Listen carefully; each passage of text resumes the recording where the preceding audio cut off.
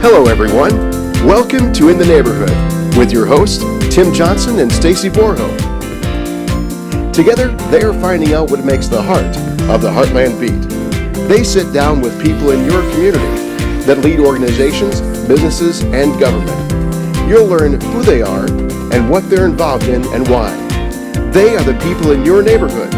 It's In the Neighborhood with Stacy Borho and Tim Johnson.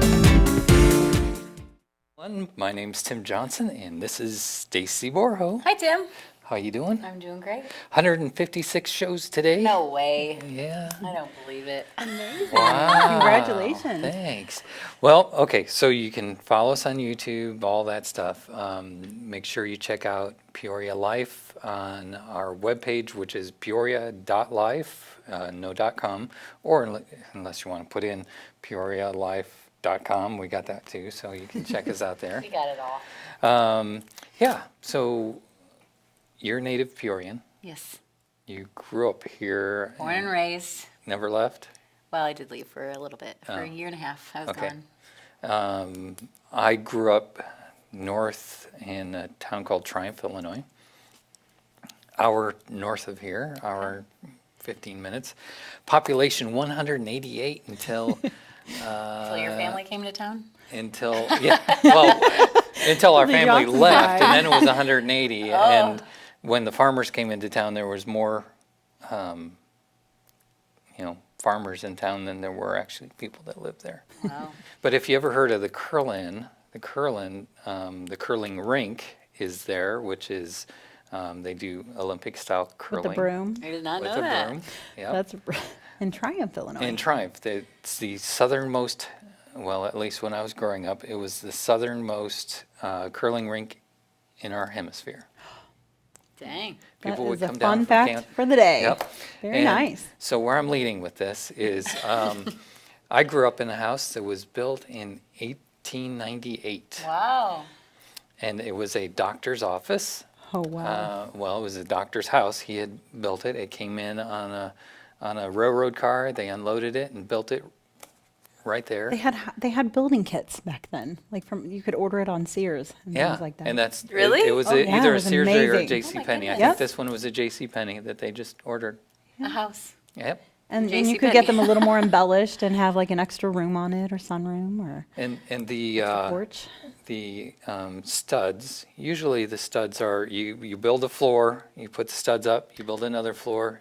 What they would do then was they would take the studs and it would go from the bottom all the way up to the top. One long, 25, 30 foot stud Isn't is that how they would build something? it. That's a tall stud. There's that is a there's a really line I tall was stud. just going to put in there, but I'll refrain. This is going to be an interesting show today. I'm just telling you. Today we have Molly Cruzen Bishop with us today. Hello. It's nice to be back. I'm so excited. So tell us who you are, because we start out Okay. with a little bit of history of both of us. Absolutely. I'm Molly Cruzen Bishop. I've lived in the Peoria area all my life. I'm 46. I went to school at St. Mark's up on the West Bluff, Spalding down here. And I grew up in the house that my great-grandparents from Ireland built on Barker in 1885. And it wasn't a huge house. It wasn't one of the more fancier ones on Moss, but it was pretty, and it had 4 bedrooms, and I was the youngest of 9 children. And Oh, my so goodness. I grew up The in... youngest of 6, so So we have that in common. Yeah. So I grew up just having a love for history. My dad served in World War II. My parents were 43 when they had me. So some of the things that my parents were into. My parents turned 50 my first grade year in first grade, and so I kind of always grew up liking older things in history, and they both were into history and community and things like that. And I used to deliver the West Bluff Word. It was called back in the day. Now I think it's called the Community Word. But my mom was on the Moss Avenue Association, all that, and very active in it. And I would deliver it when I, second, third grade, up and down all the side streets on Barker, Cooper, Moss Avenue. And I loved it. it was just a fun childhood. I took swim lessons where City Councilwoman Beth Jensen works in the backyard, and it was just a dream. I mean, it was fun. You know, I didn't live in the big mansions, but I was playing in the backyard and running through the houses, and had friends who did, and it was just fun. And so I've carried the love of that into myself now, which I try to do a lot of things. I write about history, and I manage a historic building, which is one of the reasons I'm here. You know, I was, as you were talking, I'm going, okay, I don't know where I got my love for history, especially Peoria history. I was doing a website for Warren Dans, the lawyer. Oh, okay, yeah. And found out that he owns or took over Abraham Lincoln's law practice out of Danville. Wow. And in finding that and researching it, you know, Hiram Beckwith was Lincoln's business partner. Okay. And when Lincoln became president, his business partner became his bodyguard. Wow. Isn't that? And wow. I'm starting to find all this stuff out. And I'm driving in between Washington and Metamora, and there's this little plaque, and I drive by it all the time. I'm like, what is that plaque? And so once I stop, and it talks about how Abraham Lincoln went and surveyed most all the properties in that area. Isn't that amazing? And so I started digging in, and I'm just really into well, Peoria Abraham history, Lincoln. you know, when I was growing up, I didn't know all that much, but it's really fascinating. We were the whiskey capital of the world. Yeah. I mean, for about 60, 70 years, you know, from like Wow. the 1850s up until about Prohibition. And, you know, we have, I managed the GAR Hall on 416 Hamilton Boulevard, and it was built in 1909 in an Art Deco style from Captain Joseph Greenhut, who was the wealthiest whiskey baron in the United States. He helped form pretty much a monopoly. We had our own Andrew Carnegie right here. He was a huge philanthropist, and he and his wife had a reputation for being very kind and giving people. So they didn't get, you know, the bad rep that some of the other ones did, you know, with unscrupulous business. But he did form a monopoly called the Great Western Distillery that put Peoria on the map. And really helped fund millions of dollars in taxes for the Union soldiers during the Civil War. Amazing. So I mean, no one else can claim that. That's really Over cool. 95% of the war was paid for by Peoria. Whoa. And whiskey taxes. Yes. So, you know, that's, you know, and I get excited every time I think about it, because I'm like, that's just incredible. And then Captain Greenhut, I call him Captain Greenhut, was a captain in the cavalry for the Union. He actually signed up twice. He got wounded briefly after originally signing up, but he was one of the first men to sign up when Lincoln bid the call for the men to preserve the Union, you know, and give your life on the line. And he was a very popular captain and fought in several major battles. I think Battle of Chattahoochee, I want to say, and that's the only one that's popping up in my head. But so he was a captain in the cavalry, and he's also the benefactor for the building, the GAR Hall. He funded 99% of the money, which was, I think, $23,000 or $26,000 in 1909. Which is a lot of money back then. And he also commissioned the Trebles to build the Sailors and Soldiers Monument outside of the courthouse. That is absolutely gorgeous. Mm-hmm. And President McKinley came here, and the whole town shut down, and there was a parade with like 5,000 people in downtown Peoria greeting President McKinley, and President McKinley stayed at Captain Greenhut's house because they were friends. So, I mean, we have a lot of touches to fame, you know, our Lincoln stuff, the whiskey stuff, but, you know, it's just fascinating. And every time I think I know a lot, I learn more, so. Yeah, it's quite amazing. I was just listening to our first show. If you can go to our website and actually listen to I'll it. have to check that out. And we talked about we have the first park district in Illinois. Yes. And I believe it's the first park district east of the Mississippi. Yes. Is it Oscar Dubois? I think is don't his recall. name. I don't quote me on that, but I want to say Oscar Dubois, and he was trained with the people who kind of found Central Park in New York.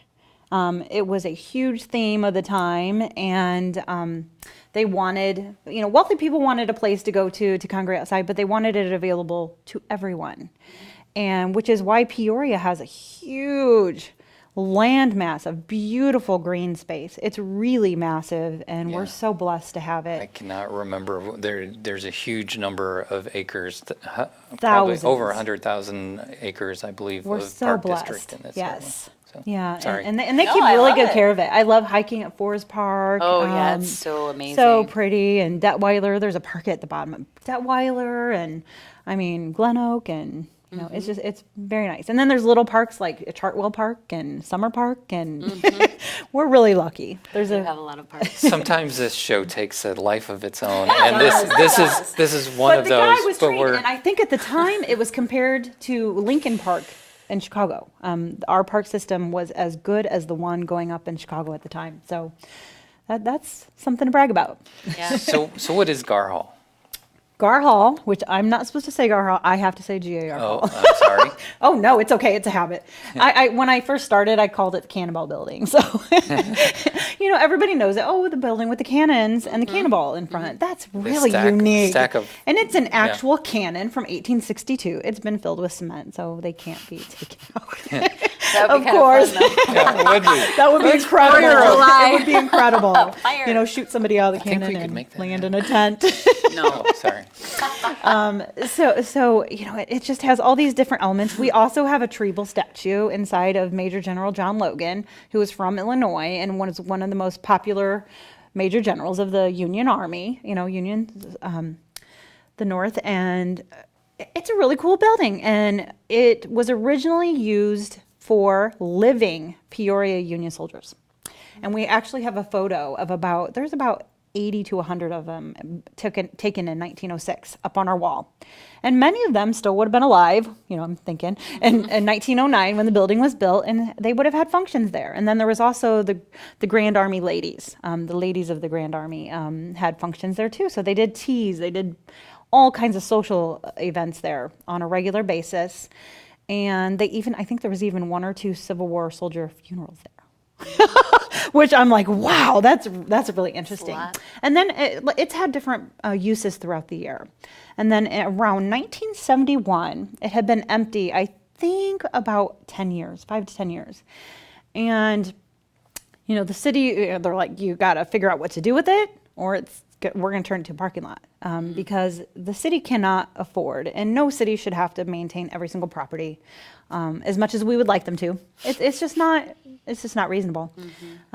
We would love it if they could. But anyway, so Central Illinois Landmarks Foundation was founded initially with architect Les Kenyon, his wife Theogene Kenyon, and other group of people that formed Central Illinois Landmarks Foundation that saved it from being turned into a parking lot. Yay. And so they had this building, and they're like, okay, it needs a new roof, we have to tuck point, we have to get a modern cooling system, and they were really successful in doing all that. They raised funds, and they were originally going to use it for a military museum, and then decided to turn it into a rental.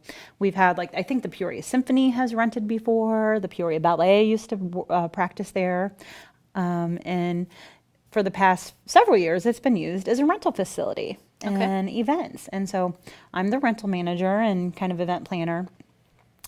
So we have all different kinds. We have everything from baptism, wedding. Actually, people get married at the hall and do the reception there quite frequently. We have a Halloween ball, private rental Halloween ball coming up. And it's just really cool. This is a really cool building. It's in pretty good shape. We do need some tuck pointing and things like that. So I'm sure there'll be some kind of capital campaign. Oh, but recently we just had something really interesting come to the hall.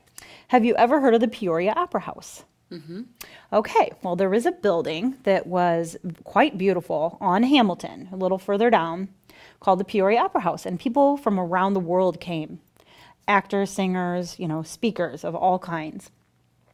And it was the place. It was the place to be in Peoria. And in 1909, it had a fire in December of 1909, and burned completely. And the one thing that, as far as I was told, that was saved was a box piano, grand piano. Wow. A fireman pulled it out, took it home, thinking, we'll, fix it up. And I'm sure it had like dust and dirt and charcoal or whatever. And somehow it ended up in his family on the East Coast Wow. a couple years later far away. because they never rebuilt the Peoria Opera House. Okay. So, and it was over on the East Coast for over 100 years. And then I think last year, the executive director of the Historical Society gets a connection with the family saying, hey, we'll do the shipping if you guys want it, if you want it back. So right now, we have the one thing that survived the Peoria Opera House in the lower level of the GAR Hall. And next year, we're going to do some kind of, fun event since it's an odd number. It's 110. So it's 110 years of the fire, 110 years that the GAR Hall has existed, but we're going to make a party about it. So Sure. and give some history on that. And so it's just neat to, just reach out and touch something that it was just a cool part of our past. So we have about 4 minutes left. Okay. You have a lot of events that are coming up. You just did the Whiskey Baron run. We did. We have the 3rd annual Whiskey Baron Run. All the money goes to the nonprofit CILF and the upkeep of the building.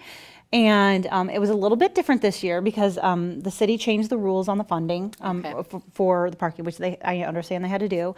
But we were able to do that, and we had over 100 runners again, and it was just a lot of fun. And we had different characters. We had Richard Pryor, Captain Green Hut, and a couple more. And it was a good time. And shots of whiskey. No, nothing too crazy. And you get to run past the Green Hut mansion, which is really the fun part, and begin and end at the hall. And hopefully we'll be able to do that next year too in August. But we do. We have they have. I'm not sure of the date, so I'll have to post them on the Facebook pages. Sure.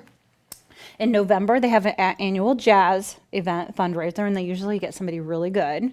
And then November 3rd or 4th, the Illinois State Humanities is hosting a live audio, video, interactive with the audience podcast with guest speakers who are experts on the state of Illinois history, including Lincoln and things like that, because it is Illinois' 200th anniversary this year, which is so fun. And I believe it's a free event. I'm sure they'll take donations. They always do that. But it's Paul Durick from the Illinois State Humanities, and that should be really fun. I'm hoping to get Ken Zerski as one of the speakers, and it's fun. And then they always do the annual Yule Walk, which is in downtown Peoria tradition, I think 10, 15 years old now. And the Civil War dancers, open the hall and they have hot chocolate and candy canes, and they go to the different things down here the day after Thanksgiving. So, yeah, and it's a lot of fun. Plus a lot of private rentals. And a lot of cool stuff going on. Yeah, I love your passion for this. Thank It's you. so cool. It's a great building, and it's a small part of Peoria history, but it's my way of trying to just make downtown Peoria fun and do my part, do my small part. We can all do something.